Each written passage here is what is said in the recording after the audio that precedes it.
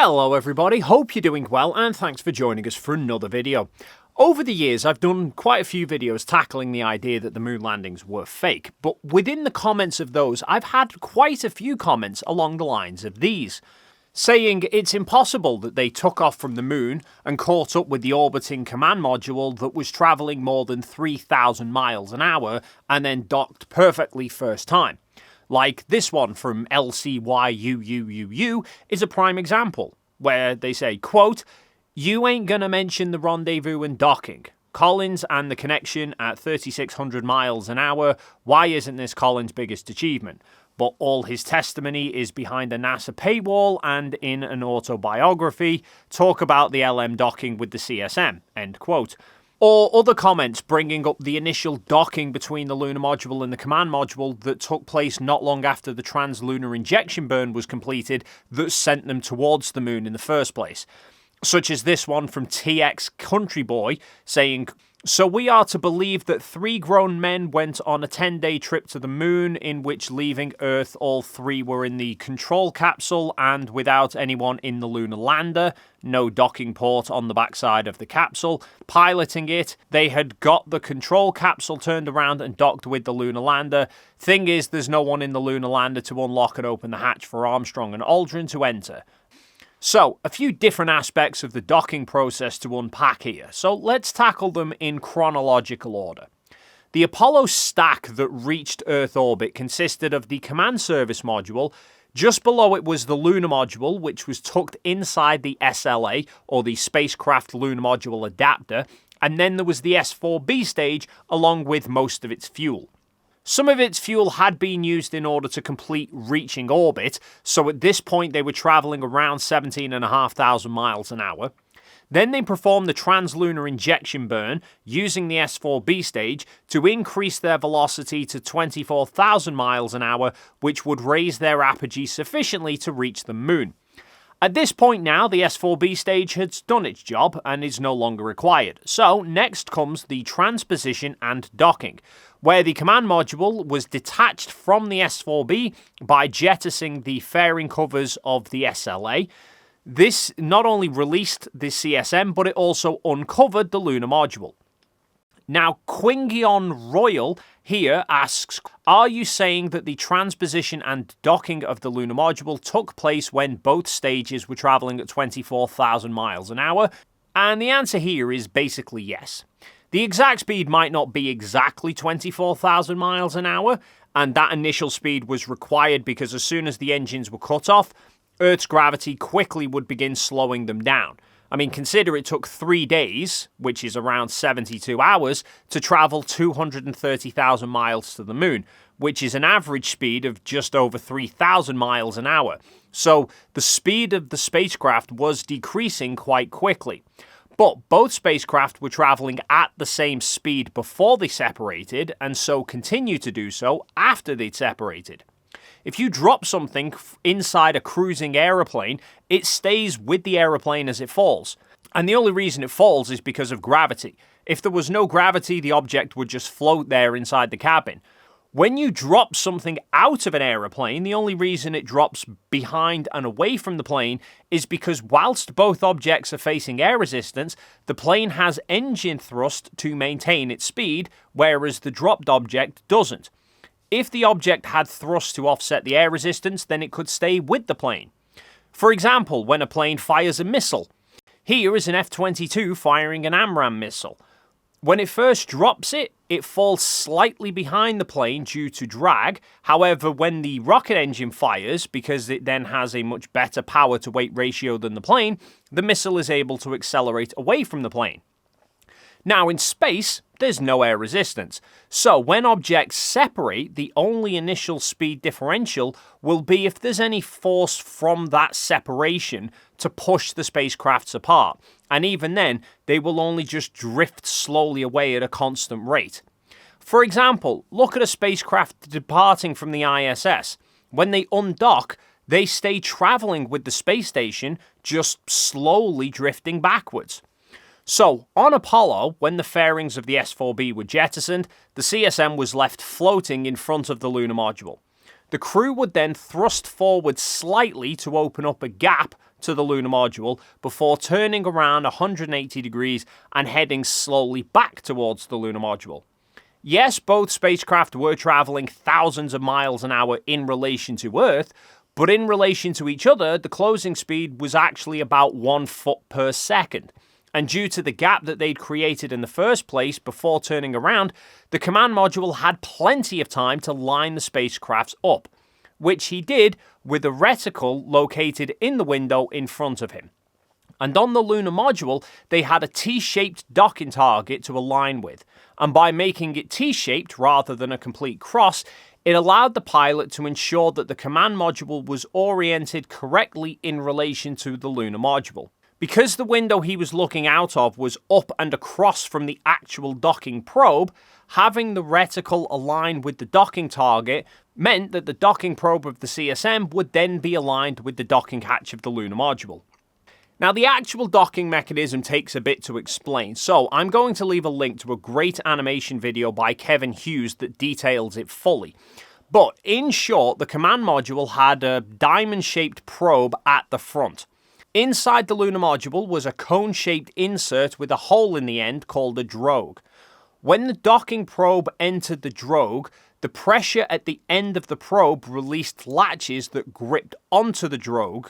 The crew could then retract the probe and pull the two spacecraft together, and when they made contact with each other, 12 preloaded spring latches automatically engaged to hold and seal the two spacecraft together.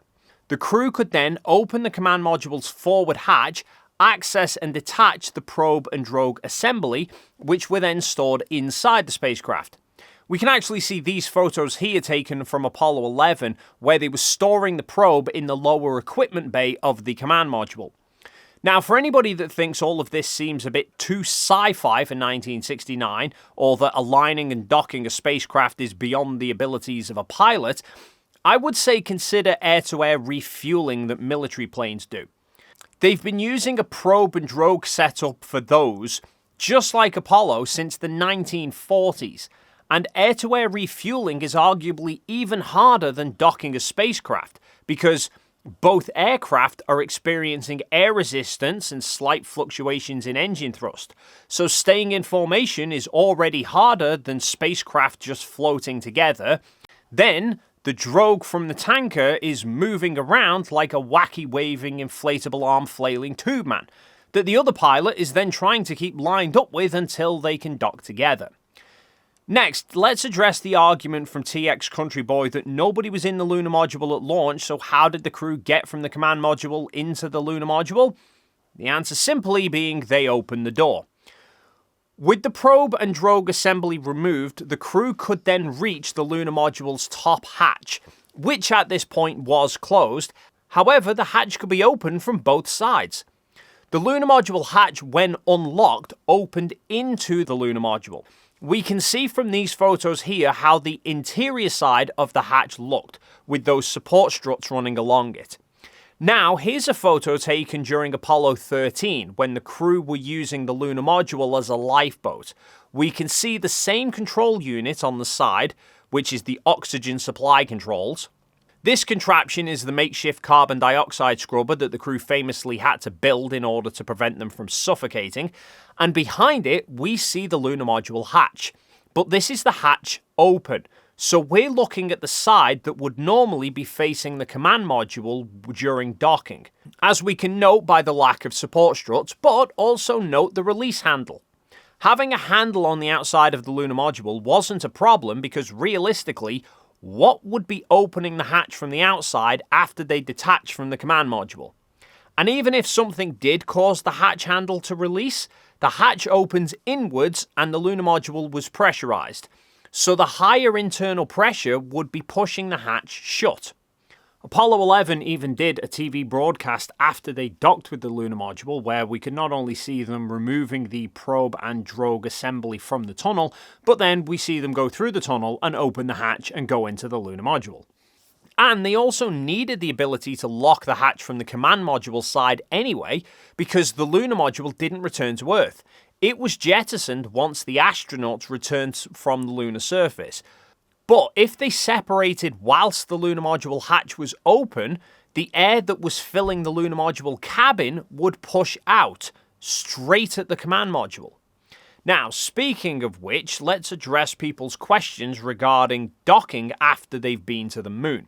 They've been in lunar orbit, the two spacecraft have separated, the lunar module's descended to the surface whilst the CSM remains in lunar orbit. Now, the CSM was holding an orbit altitude of around 60 to 70 miles above the moon, at a velocity of about 3,500 miles an hour. When they initially detached, the two spacecraft would actually carry on travelling in the same direction as each other.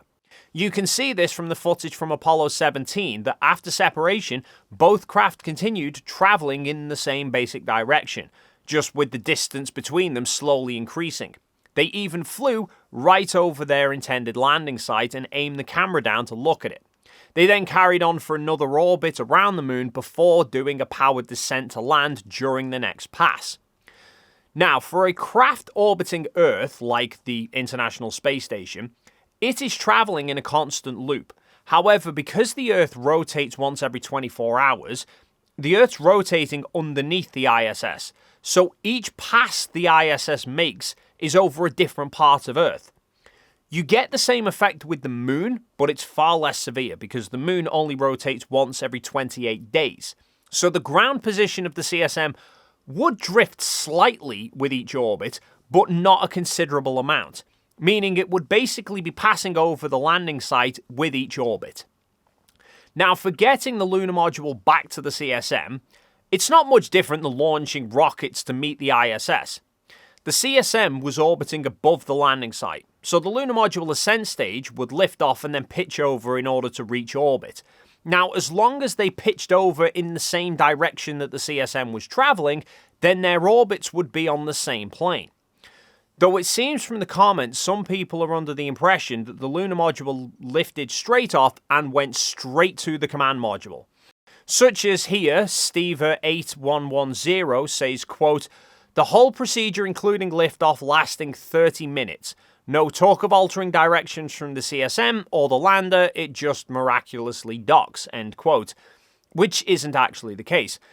The initial liftoff of the lunar module had the ascent stage perform a 7-minute engine burn. Ascent burn just completed, went quite well on time at 124 hours, 22 minutes, 0 seconds ground elapsed time. Eagle now is in a orbit measuring 9.4 nautical miles at insertion or periloon and 46.7 at apoloon. This CSI maneuver will be made approximately at apoloon, therefore the effect takes place 180 degrees later. When they reached the highest altitude, it was almost an hour later. They then used the RCS thrusters to increase their periloon, which is their lowest altitude above the moon. This put them into a more circular orbit. So they were travelling over the same parts of the moon as the CSM, but they were travelling behind the CSM. However, their altitude was lower, so they completed each orbit faster and were able to then catch up with the CSM. They then used the RCS thrusters to increase their apiloon further to intersect the CSM. Essentially, the lunar module was cutting a corner slightly in order to catch up to the command module. And for being able to find each other, the lunar module had a rendezvous radar, which is the small antenna dish at the front at the top when you're looking at it face on.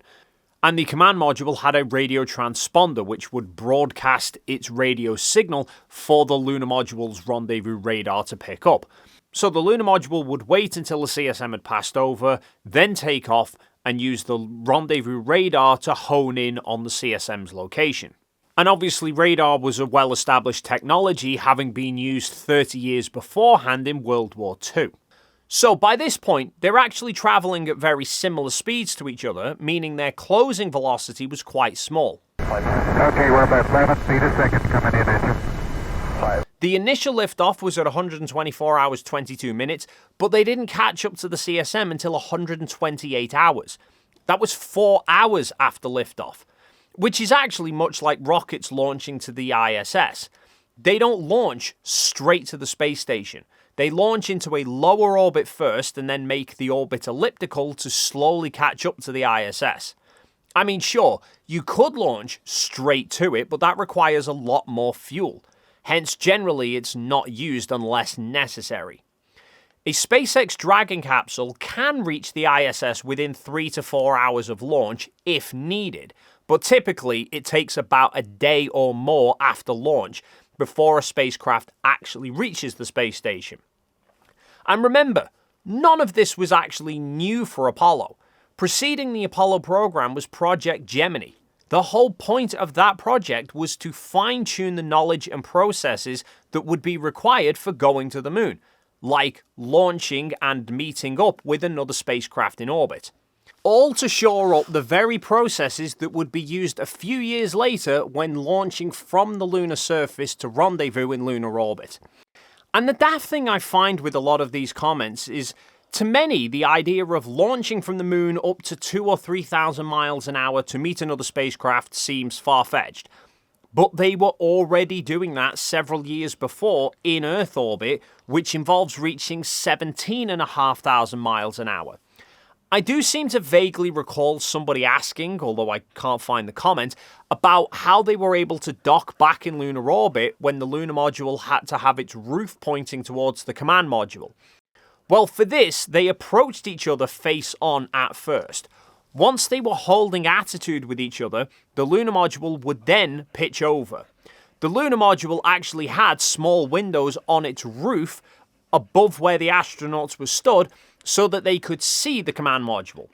Not only that, but remember the target and reticle system that we covered before on the CSM? They had the same system for the lunar module. On the command module, in front of where the lunar module pilot sat during launch, there was a T-shaped target marker. This lined up with the left side of the lunar module, which is where the commander was standing. And rather than them needing to keep looking up to try and see the command module, they had a small periscope optic that was placed in front of them that looked up, and that had a reticle in it as well. So the commander flying the lunar module simply had to look into the periscope and align that reticle with the target marker of the command module. So there were systems in place for either craft to control the docking. And finally, I'd like to address this comment from Willie Young 6881, who seems to be under the impression there was no pictures or videos of the dockings, which is flat out wrong. Pretty much every mission recorded the docking, typically from multiple cameras. Most recorded the dockings with the 16mm film cameras, both the initial transposition and docking, as well as the return to lunar orbit. They also frequently recorded the undockings as well. The dockings were often recorded with a 16mm film camera from the lunar module. For example, people here have put together synced videos showing the spacecraft coming together from both the lunar module and command module's perspective. And no surprises, they link up perfectly. There were a lot of photos taken during these procedures as well. On Apollo 15, they not only recorded the transposition and docking with the 16mm film camera, but they also did a live TV broadcast of it. So hopefully that clears things up about how they were able to rendezvous and dock together around the moon. As covered, it's really no different in procedure than doing it in Earth orbit, like they'd been doing for several years by that point. And the speeds involved in relation to the Earth or the moon aren't really relevant. It's about the speed difference in relation to the two spacecraft. And docking in space is easier than pilots refueling in midair because they don't have to be constantly fighting air currents. But that's going to be it for this video. As always, feel free to leave your thoughts in the comments down below. If you enjoyed this video and you haven't already done so, then please do consider hitting the like and subscribe buttons, and hopefully we'll see you in the next video.